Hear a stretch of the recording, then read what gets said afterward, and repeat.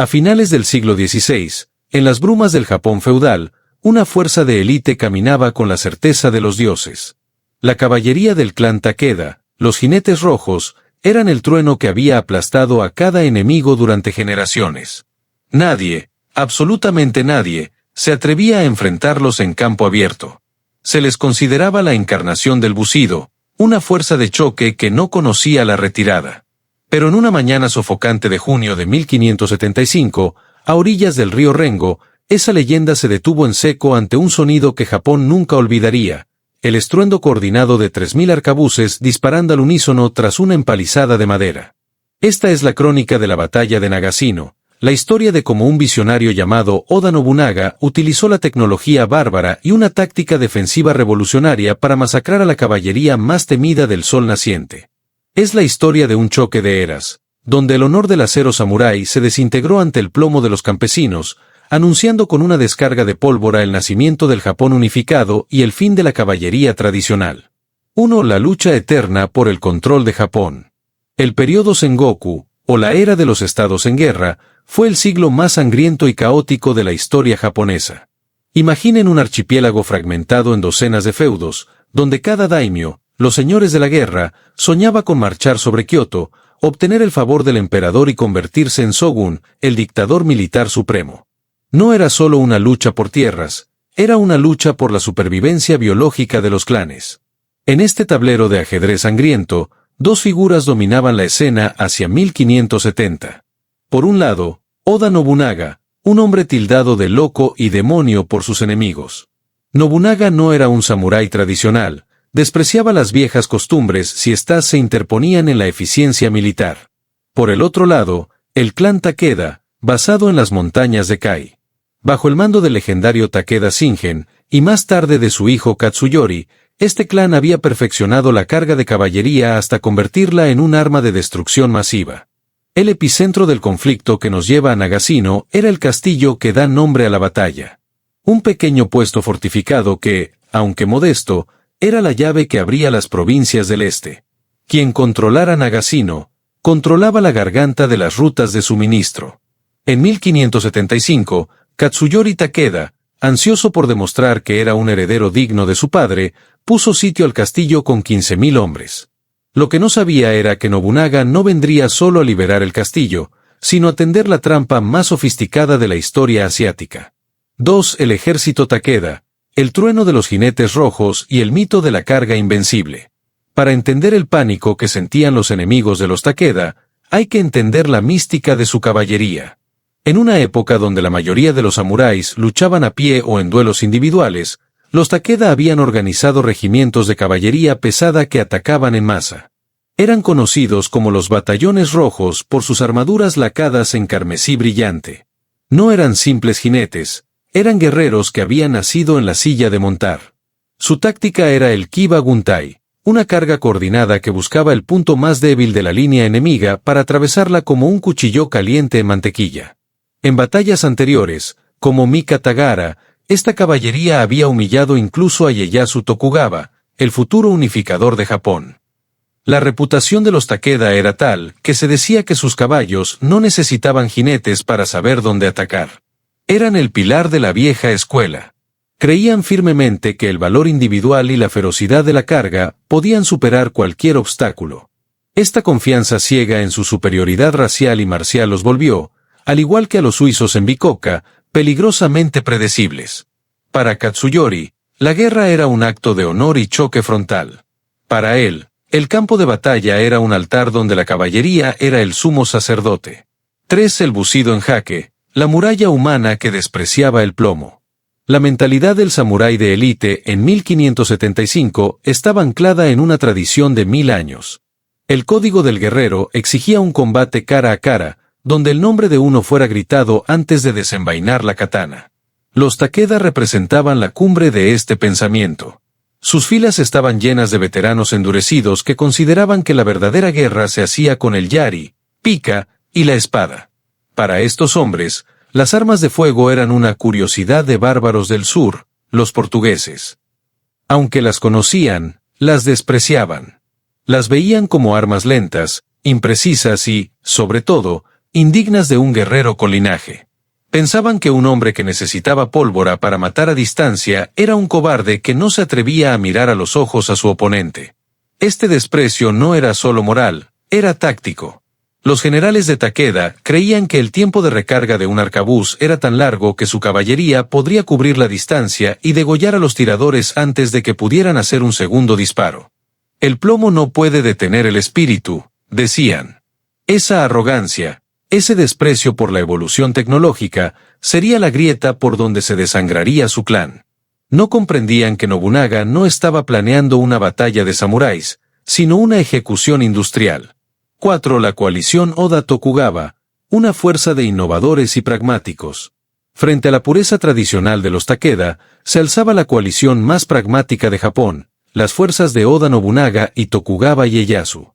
Nobunaga era un revolucionario. Fue uno de los primeros en entender que la guerra moderna no se ganaba con héroes individuales, sino con logística y masa de fuego. Su ejército era una mezcla fascinante.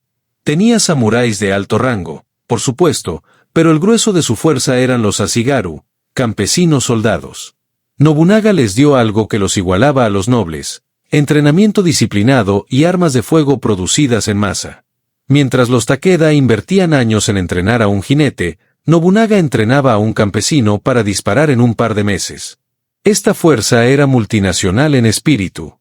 Nobunaga favorecía el comercio con los jesuitas y portugueses, absorbiendo conocimientos de fortificación y balística europea. Su ejército no buscaba la gloria estética, buscaba el resultado. Estaban dispuestos a ensuciarse las manos, a cavar trincheras y a esconderse tras vallas si eso significaba la victoria total. Eran el prototipo de los tercios, pero en suelo japonés, una combinación de pica larga para proteger y pólvora para destruir.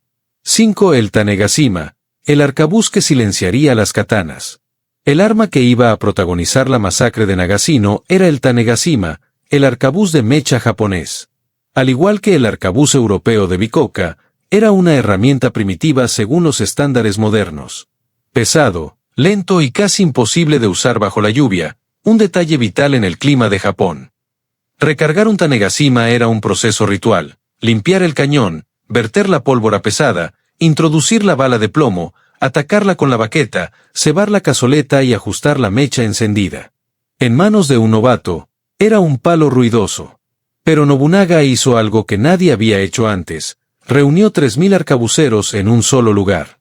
Nobunaga entendió que la debilidad del arcabuz, su lentitud, se solucionaba con la cantidad y el relevo. Si un hombre dispara y se retira a recargar mientras otro ocupa su lugar, el fuego se vuelve constante. El Tanegashima, en manos de los Ashigaru de Nobunaga, dejó de ser un arma de caza para convertirse en una ametralladora humana de siglos antes de su invención. El arcabuz era el gran nivelador social. Un campesino que nunca había visto un caballo de cerca podía ahora derribar al general más condecorado del clan Takeda a 50 metros de distancia. El honor del Bushido estaba a punto de encontrarse con la realidad balística del plomo. 6. Oda Nobunaga, el innovador despiadado, el arquitecto de la guerra moderna. Si Prospero Colonna era el zorro de Italia, Oda Nobunaga era el demonio del Japón central. Nobunaga no era un general que buscara la gloria en el duelo personal, era un visionario frío que veía la guerra como una cuestión de ingeniería y logística. Para él, un samurái muerto en una carga heroica era un recurso desperdiciado, un campesino con un arcabuz que sobrevivía para disparar de nuevo era una inversión rentable. Nobunaga entendía algo que sus contemporáneos ignoraban: la psicología del terror tecnológico. Sabía que el sonido y el humo de la pólvora no solo mataban el cuerpo, sino que aniquilaban la moral de los caballos y de los hombres criados en el silencio de las flechas. En Nagashino, Nobunaga no se limitó a esperar al enemigo. Estudió el clima, el terreno y, sobre todo, la arrogancia de Katsuyori Takeda. Sabía que si le daba a los Takeda una oportunidad de gloria, estos la morderían como un pez muerde el anzuelo, sin importar cuán obvia fuera la trampa. Su genio residía en convertir un campo de batalla abierto en un matadero controlado. 7. El campo de batalla, la trampa del río Rengo, una fortaleza de bambú. El lugar elegido por Nobunaga para frenar el trueno de los Takeda fue la llanura de Shidarahara, cerca del río Rengo. A diferencia de un castillo de piedra, Nobunaga construyó una fortificación efímera pero letal. Ordenó a sus 38.000 soldados que recolectaran miles de troncos de bambú y madera. En una sola noche, levantaron una triple línea de empalizadas, vallas, que se extendía por más de 2 kilómetros. Estas vallas no estaban diseñadas para detener a un ejército para siempre, sino para romper la carga de caballería. Tenían huecos estratégicos que invitaban a los jinetes a entrar, solo para canalizarlos hacia zonas de fuego cruzado. Detrás de estas empalizadas, el terreno estaba embarrado por las lluvias recientes, lo que anularía la velocidad de los caballos. Era, en esencia, la versión japonesa del camino hundido de Colonna en Bicocca. Nobunaga había creado una zona de muerte donde la caballería más rápida del mundo se vería obligada a detenerse, convirtiéndose en blancos estáticos frente a sus tiradores. 8. La ceguera de Katsuyori, el orgullo que ignoró la realidad. Katsuyori Takeda se encontraba ante Nagashino con una decisión que marcaría el destino de su linaje. Sus generales más veteranos, hombres que habían servido a su padre Shingen, le suplicaron que no atacara. Es una trampa, decían. Nobunaga tiene demasiadas armas de fuego y las vallas nos detendrán. Pero Katsuyori, joven y presionado por la sombra de su padre, veía la precaución como cobardía. Al igual que los capitanes suizos en Bicocca que dieron el ultimátum de o pagas o atacamos, Katsuyori sintió que su honor estaba en juego. Creía que la furia del espíritu Takeda atravesaría cualquier madera y que el humo de los arcabuces se disiparía ante el avance de sus jinetes. Ignoró los informes de inteligencia que hablaban de 3.000 arcabuces.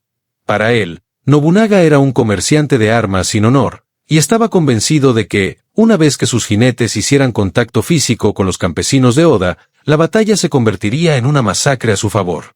Fue el error de subestimar al villano tecnológico. 9. El plan de ataque de los Takeda, la carga de la desesperación. El plan de Katsuyori fue de una simplicidad suicida. Dividió a su caballería e infantería en 5 oleadas sucesivas de unos 3.000 hombres cada una. El objetivo era saturar las defensas de Nobunaga. Pensaba que, tras la primera descarga de los arcabuces, habría un vacío de tiempo suficiente, el tiempo de recarga, para que la segunda y tercera oleada saltaran las vallas y degollaran a los tiradores. Era una apuesta de desgaste humano. Estaba dispuesto a sacrificar a sus primeras filas con tal de llegar al combate cuerpo a cuerpo. Lo que Katsuyori no sabía es que Nobunaga no iba a disparar al azar. Había organizado a sus 3.000 arcabuceros en 3 filas de 1.000 hombres cada una. Cuando la primera fila disparaba, se retiraba inmediatamente a recargar mientras la segunda daba un paso al frente. Esto creaba un flujo de fuego continuo, un muro de plomo que no dejaría esos huecos de tiempo con los que Katsuyori contaba. Los Takeda no iban a una batalla, iban a chocar contra una ametralladora del siglo XVI. 10. La carga de los jinetes rojos, 28 de junio de 1575, el inicio del fin. Al amanecer del 28 de junio, bajo una lluvia que empezaba a cesar pero que dejaba el suelo como una ciénaga, los Takeda iniciaron su avance. Fue un espectáculo de una belleza trágica. Miles de banderas rojas con el rombo de los Takeda ondeaban mientras los jinetes más audaces de Japón espoleaban a sus caballos. El suelo temblaba. Los samuráis gritaban sus nombres y sus linajes, desafiando a un enemigo que permanecía en silencio absoluto tras las maderas. Nobunaga dio órdenes estrictas: no disparéis hasta que podáis ver el color de sus ojos. Los arcabuceros, muchos de ellos campesinos que temblaban al ver la marea de acero acercarse, mantuvieron la mecha encendida. Los Takeda cubrieron los primeros 100 metros con una velocidad asombrosa, esquivando las flechas iniciales. Estaban convencidos de que estaban a punto de romper la línea. Pero cuando los jinetes rojos llegaron a la distancia de 50 metros, justo antes de las vallas de bambú, Nobunaga levantó su abanico de guerra y dio la señal. El silencio de la mañana se rompió para siempre. 11. La primera descarga, el trueno que devoró al bucido. Cuando los jinetes del clan Takeda estaban a escasos 50 metros de las empalizadas, el aire de Shidarahara se rasgó. No fue un intercambio de disparos, fue una pared de fuego volcánico. 1000 arcabuceros de la primera fila de Nobunaga apretaron el gatillo al unísono. El estruendo fue tan masivo que los cronistas de la época dicen que los pájaros cayeron muertos de los árboles por la pura vibración. Lo que los Takeda vieron no fue una batalla, Fue una ejecución industrial. La primera oleada de caballería, los hombres más valientes y mejor equipados del clan, simplemente se desintegró. Las balas de plomo de los Tanegashima no respetaban el acero de las armaduras artesanales, las atravesaban como si fueran de papel. Caballos y jinetes se desplomaron en una masa caótica de carne y metal. Pero lo que realmente selló su destino fue la disciplina de relevos de Nobunaga. Antes de que el humo se disipara, la segunda fila dio un paso al frente y soltó otra descarga. Y luego la tercera. El vacío de recarga con el que Katsuyori contaba nunca llegó. Era un flujo constante de muerte que convertía la carga de caballería en una marcha hacia el matadero. 12 La masacre en las empalizadas, el fin del relámpago rojo.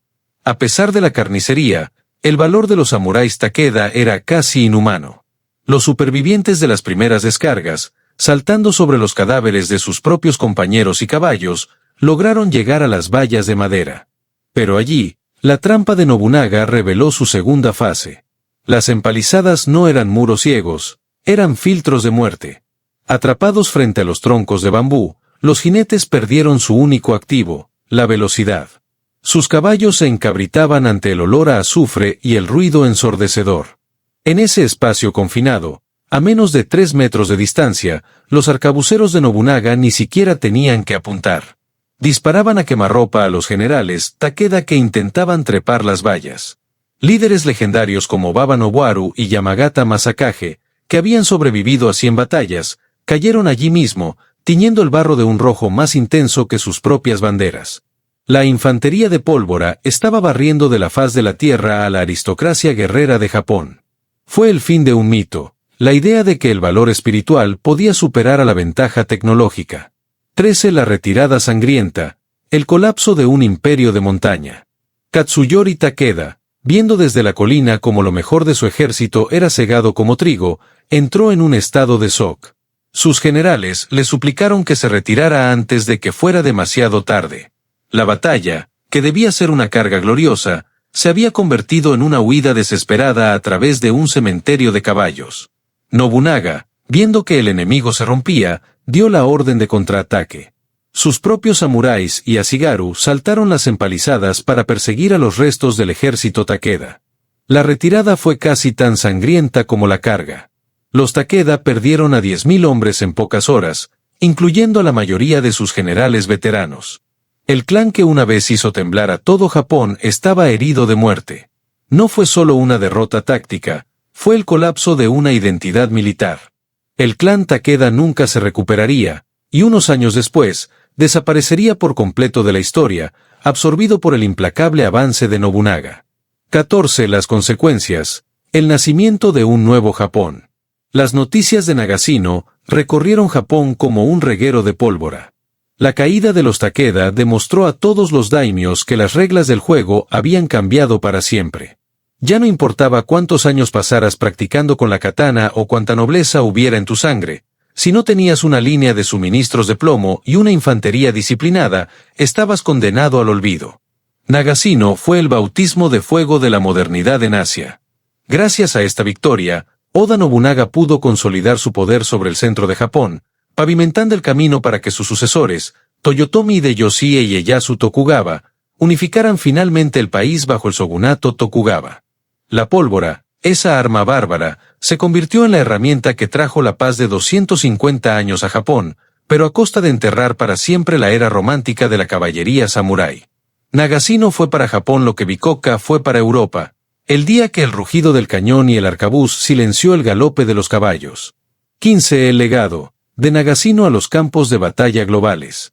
El legado de la batalla de Nagashino trasciende las fronteras de Japón. Fue la primera vez en la historia mundial que el fuego de volea coordinado, disparo por turnos, se utilizó a una escala tan masiva y efectiva para anular a una fuerza de choque de élite. Nobunaga, de forma independiente, llegó a las mismas conclusiones tácticas que los españoles en Italia, que la infantería con armas de fuego, protegida por defensas fijas, era el nuevo eje sobre el que giraría la historia.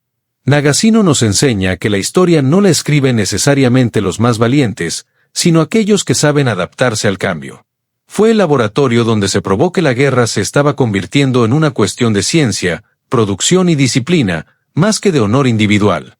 La próxima vez que pienses en un samurái, no solo pienses en su espada. Recuerda el humo de Nagashino, el día que 3000 campesinos con tubos de hierro cambiaron el destino de una nación entera. Si esta crónica de la batalla donde el plomo venció a la leyenda te ha fascinado, asegúrate de darle a me gusta. Suscríbete a Mitos de Acero para más documentales que desentrañan los momentos donde el arte de la guerra cambió para siempre. Activa la campanita para no perderte nuestra próxima inmersión histórica. ¿Crees que los Takeda habrían ganado si hubiera llovido más fuerte, anulando la pólvora de Nobunaga, o era su destino caer ante la evolución tecnológica? Deja tu teoría en los comentarios.